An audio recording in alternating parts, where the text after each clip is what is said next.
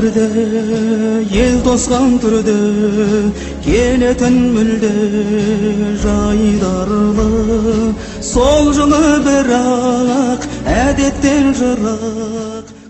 Халық қаһарманы Қайрат Рысқұлбековтың ескерткіш басына гүл шоғын қою рәсімін ашық деп жариялаймыз.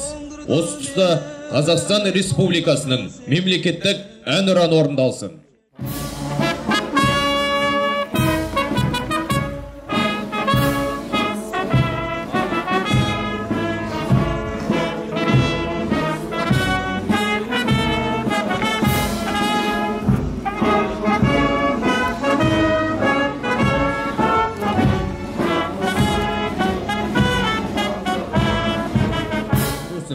Желтоқсан оқиғасында құрбан болғандарды еске алып, гүл шоғын қою рәсімін бастауға рұқсат етілді.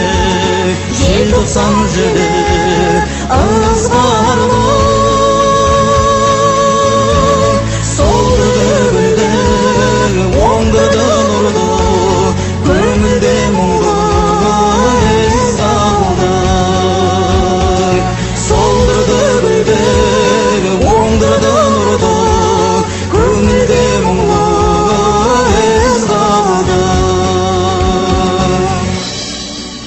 Желтоқсан желі, желтоқсан желі, желтоқсан желі ызғарлы.